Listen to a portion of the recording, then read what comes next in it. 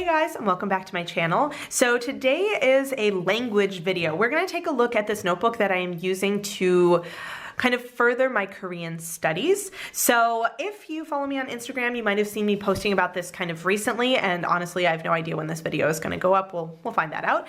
But this is a notebook that I got while I was in Korea. I got it from a shop called INDIGO, and they had just so many really pretty like stationery supplies. But the one thing I really liked about this notebook was it had sort of guided spreads, and everything was in Korean, because there were a couple of agendas that I came across that were somewhat in Korean, but also used English for other things. And I wanted something that was really all in Korean to force me to really, if I didn't understand something, I had to look up the word. I couldn't just rely on, figuring out from the English that they had included as well. So this is the notebook I'm using. It's this little, and it's actually, so you can see here, it's from Indigo. It's this like metallic sort of sage green kind of thing. It's really pretty actually. And it's not super thick, which I like, but what's really cool is it's got the spreads that are set up. So it's got this first page where basically it explains all of the different sections and like what you would use it for. And when I got this in Korea, I was basically looking at the actual spread layout and like kind of looking at some of the things that they had. But I was like, oh, this looks like something that I could use as like a daily, fill it one out a day when I want to practice Korean. Then I got home and I started looking at it, and I ended up, you'll see here, I've got in black are my translations. So I looked up what everything was, and it turns out this is actually like a health tracking journal, which is totally fine, but not really what I'm going to be using it for.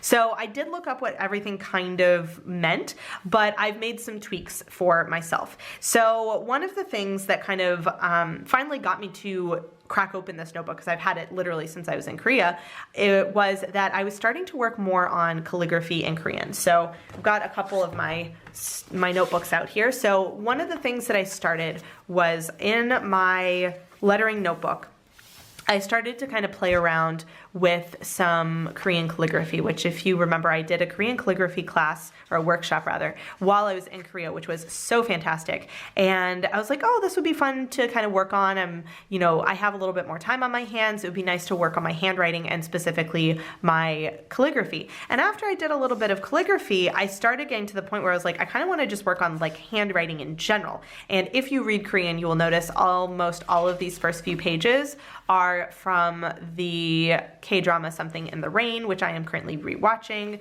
I've got a couple others in here, but that was like kind of what set this off. So I started then working on a little bit of stuff in just regular handwriting, and then I kind of just went straight into handwriting.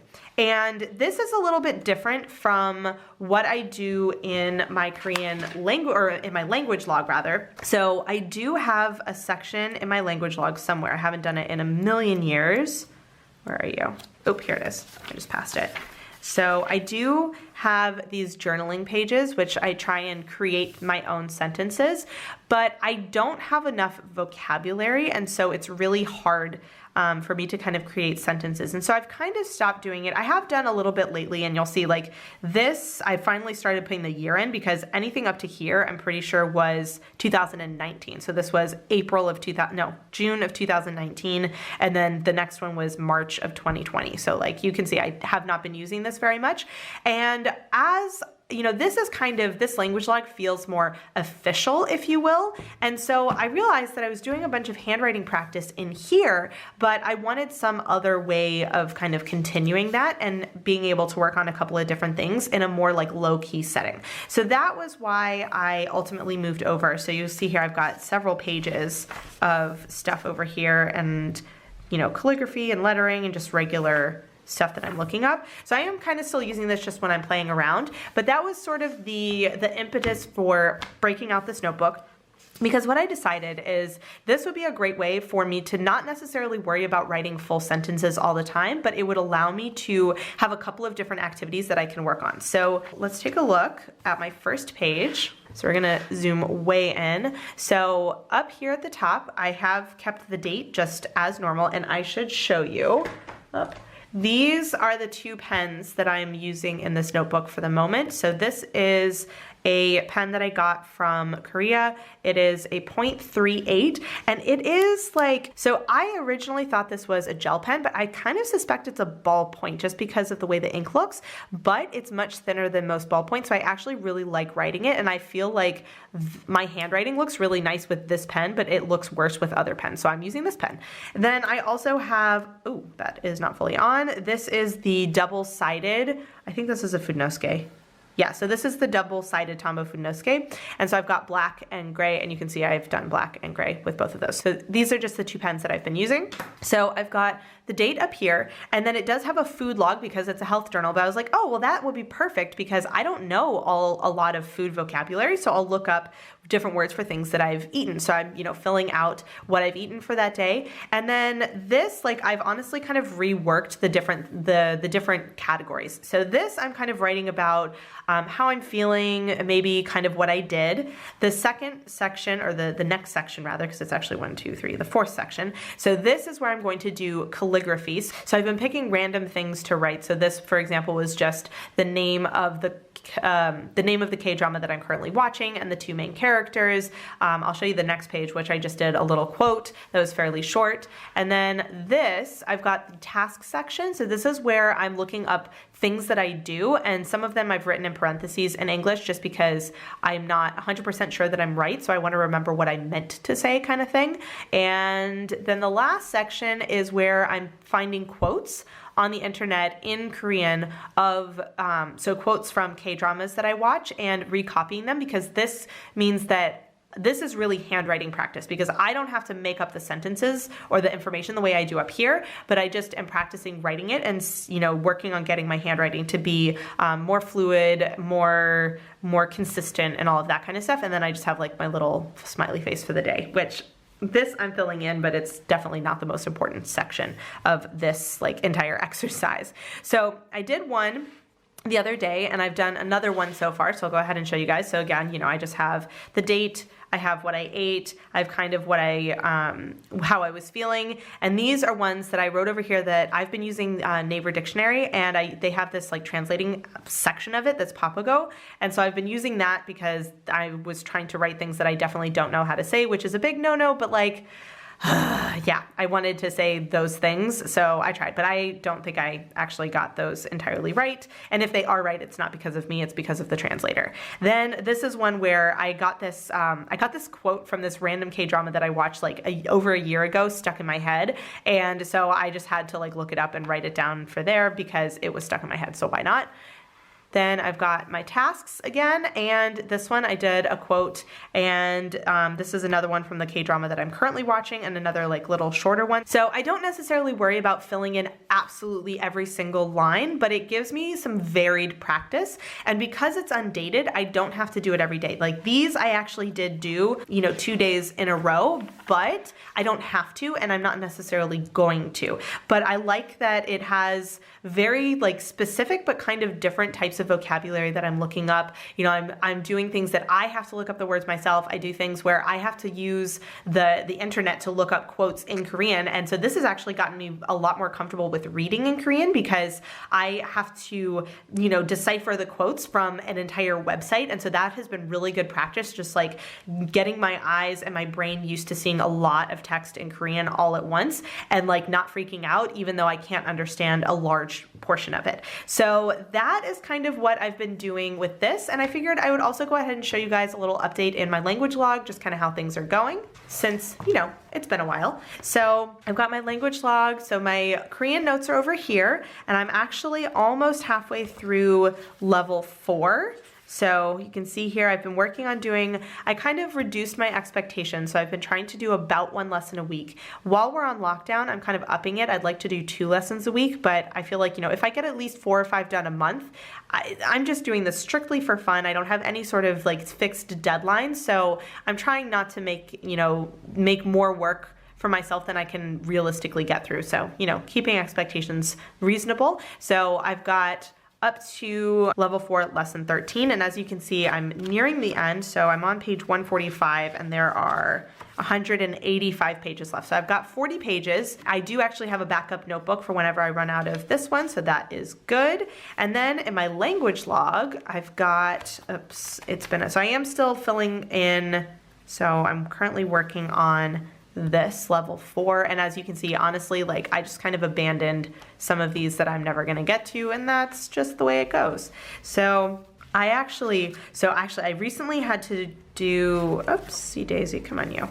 So I recently had to update my index because I'm officially out of room on the bottom here. This is for April, so for next month.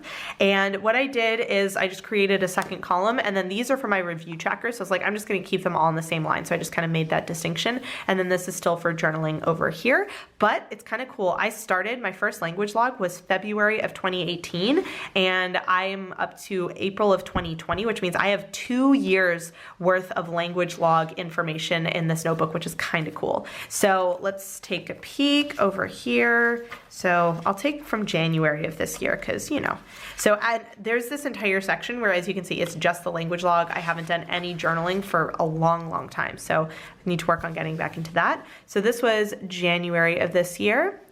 So I've gotten really good about reading a little bit in foreign languages every night. This is when I was working on a book in French. Then I started my book in Spanish. Here was book in Spanish all the way through. So this was February. Sometimes I do write little notes about the things that I did, but generally I like to keep it low key, and I just want to kind of have an idea of roughly what I worked on. I don't need all the details. It just kind of keeps me honest about, am I actually doing anything related to my languages?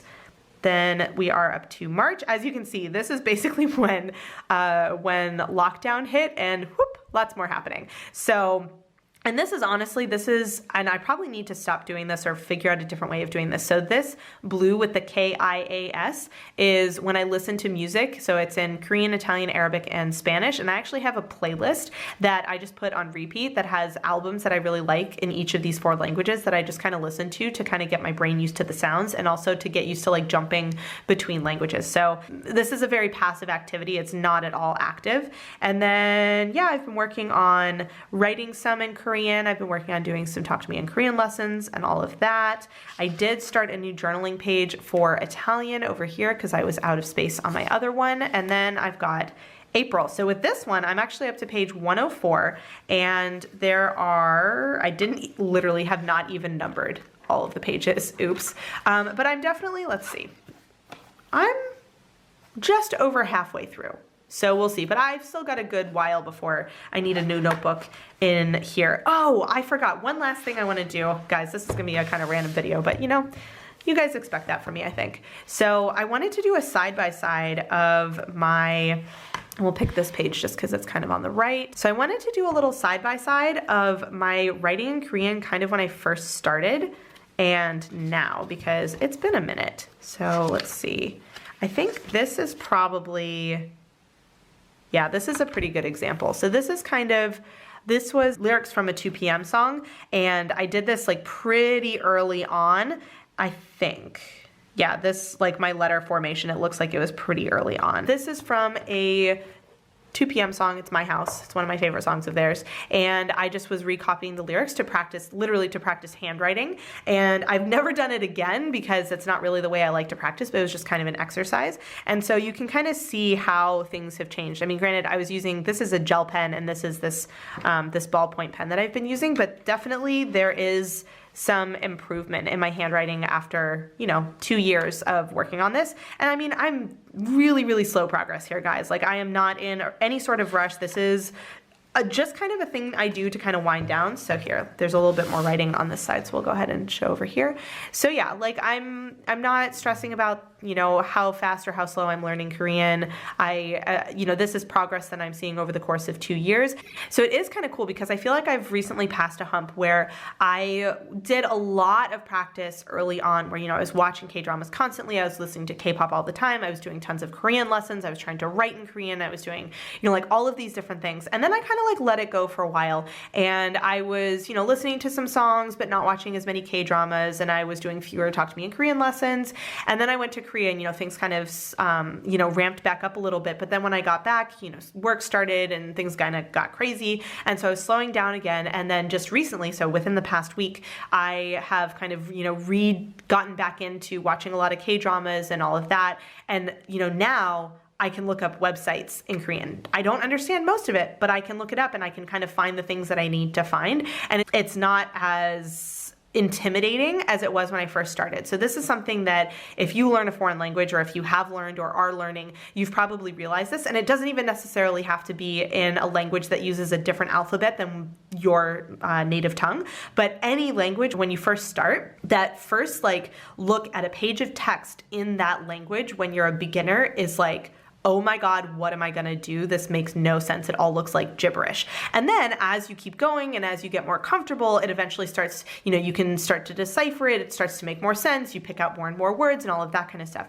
And so that is actually, it's one of my favorite parts of learning a language, where one day you wake up and you're like, huh, it actually isn't as scary to look at a whole chunk of text in this language anymore. And it's even cooler when, personally, it's even cooler when it's a language that is so unfamiliar to me, because, at this point I'm working on Italian, which is my third Romance language. And it's not as scary. Yeah, it's still I have the same process that I go through, but I am much more comfortable recognizing words already in English and then in Spanish and then in French and now in Italian.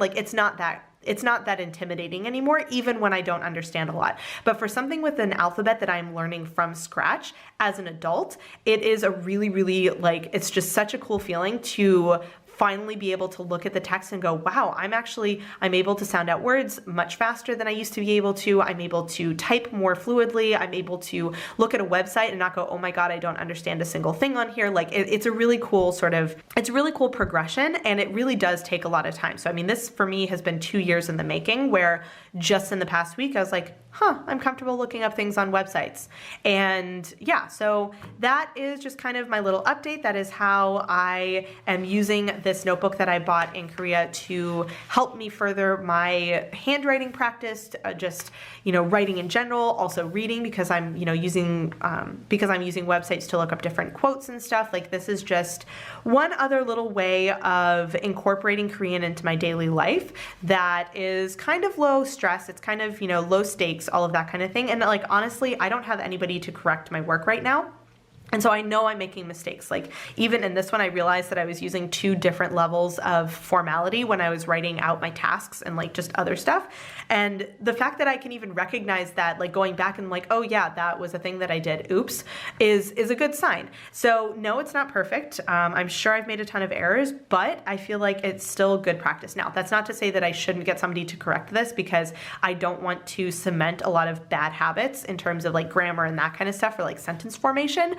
But if I only wrote things that I knew somebody was going to correct, or that I knew were 100% right, I would never advance in any way, shape, or form. So yeah. That was my random little update on how the Korean studies are going. If you guys have any comments or questions, let me know down below, and I will see you guys in my next video. Bye. Hey guys, so if you've made it all the way to the end of this video and are actually watching my end screen and you're not subscribed to my channel, I would really appreciate it if you would. There's a little button right there for you to do it. And if you're interested in watching some more of my videos, I have links to 2 of my older videos off to the left there, so you can check those out if you would like to, and I will see you guys in my next video. Bye.